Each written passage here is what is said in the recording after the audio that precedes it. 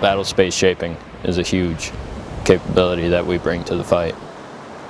Today what we ended up doing was a amphibious landing on the beach and then pushed into the hinterland so that follow-on forces could have an idea of what they're looking at. For Bold Alligator, what we're testing out is really getting those reports back from the beach to the ship. We've been sending people through dive school, practicing hydrographic surveys, beach reps. All of our insert capabilities make it easier to insert into places that would be harder for conventional forces to get to. It allows commanders to make better, timely decisions on what forces they want to bring in after us, and gives them a better idea of what's happening on the ground. It's building our readiness, where we're shifting back to amphibious routes, moving that shift more to maritime forces again. We're putting a lot more effort into building our readiness as a seagoing military. Moving from ship to shore and taking inland objectives, getting back to what we really do as Marines. What we have right now, this is what makes the Marine Corps amphibious.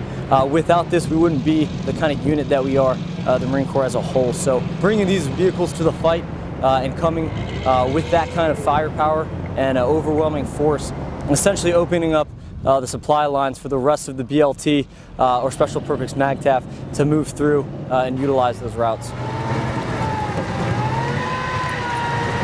The more that we can get out, the more that we can operate, that's always going to be priceless training for the Marines.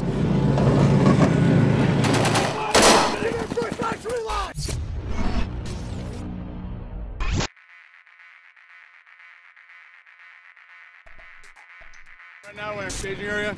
We're going to load up onto our helos and our LZ, and then from there begin our movement over to our objective, which is combat town.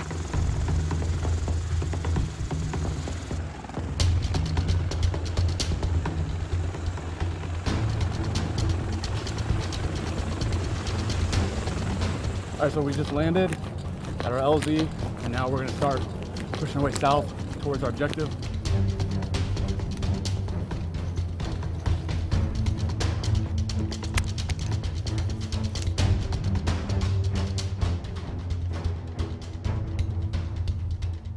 Right there.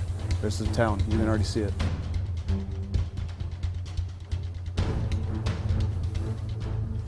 Hey, contact the tree line! Contact on the right side tree line!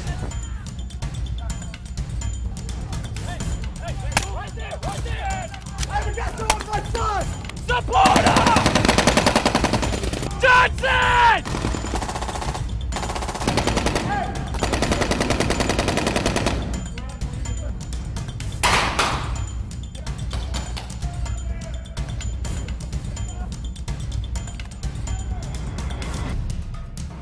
All right, so we just got done clearing the objective. Our priorities are to find information like intel that is prudent, so possible attacks, maps. And now we begin our exfil back to the LZ for extract. Mission accomplished.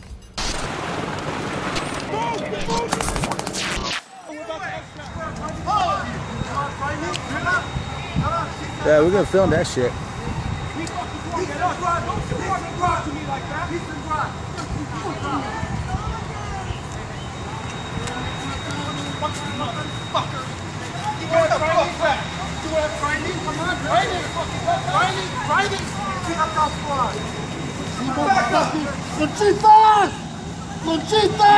Fucker, you're fucking dead meat, bitch. I'm gonna have you for everything you have. Shit. Hey, turn the phone off. Turn the phone off now. Turn it off. I got a legal right to do this. I got a legal right to do this.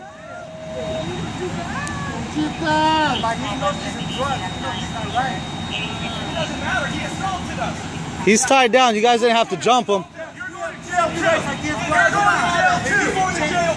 Come on, try me. Real fucker. Really, I'm serious. Don't you mess up on that. Come on, man. You back off. All of you are going to fucking jail. Yeah. Of course you don't care.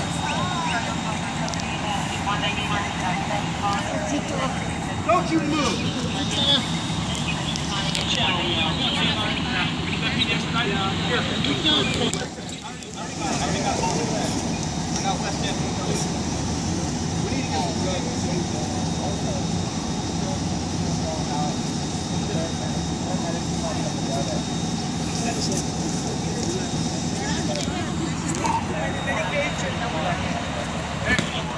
I want to keep an eye on this guy.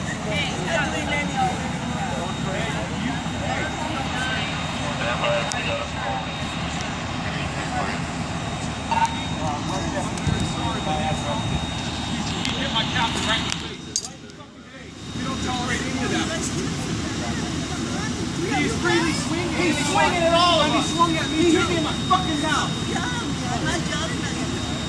I don't care. I don't fucking care. You don't ever fucking touch me.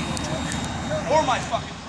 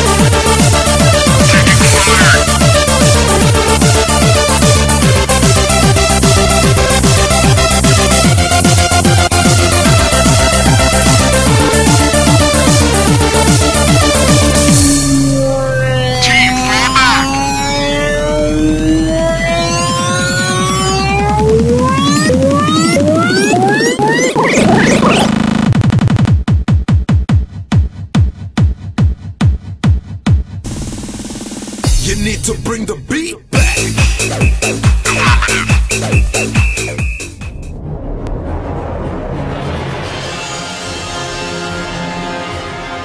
Marines and sailors underwent a mock amphibious landing and assault across Okinawa as part of exercise Blue Chromite 15 from November 2nd to the 3rd. For Chromite, it's a rehearsal of multiple pieces of large-scale exercises and operations that the Marines would be expected to be able to accomplish, both the amphibious landing portion, the ability to integrate fires, the ability to have multiple units doing different missions at the same time, all commanded and controlled by the battalion, and then being able to not only do an initial objective but move further inland to take subsequent objectives, ultimately culminating in a battalion being able to complete its mission for the division amphibious movements. The amphibious landing and push into the island set the stage for the remainder of the exercise, which continues on until November 8th. Yesterday, what we did was we destroyed the enemy's anti-air defenses right there on Ammo Hill and Camp Schwab, and then we pushed the rest of our company forward to be able to destroy this, which is the C2 node for the enemy in this area. And ultimately, we're doing all of this to allow our other company, Gulf Company, to destroy the chemical weapons factory that's located to our south at Combat Town. All of this together, 2-9 does so that 3rd Marine Division can continue their attack north on the island. From sea to land, exercise Blue Chromite 15 pushed both Navy and Marine Corps abilities, strengthening our maritime tie. In a training sense, it gets these Marines used to working with outside agencies instead of just the Marine Corps. And also it's a different, like we were just talking about, it's a different attack. So it gets them the chance to do something like that. So maybe when they move on to their next unit and they do something similar, there's somebody that they can be leaned on and be like the person who knows how to do something like this because they have experience. The sheer scale of the exercise allowed the Marines and sailors to become more adept at advanced combat tactics. Well, the Germantown was built for Marines. That's the only reason why we're here. We've been waiting for a year to get the Marines on board. A lot of exercises, a lot of inspections, all for the simple fact of employing, getting on board, and getting them off board in the most expeditious and safest manner in order for the Marine Corps to do their job. And we've been waiting. Bottom line is teamwork makes the dream work, and I'll tell you what, it's been a heck of a ride with the Marines that we've had on board thus far. Reporting from Okinawa, Japan, I'm Corporal Wes Luckett.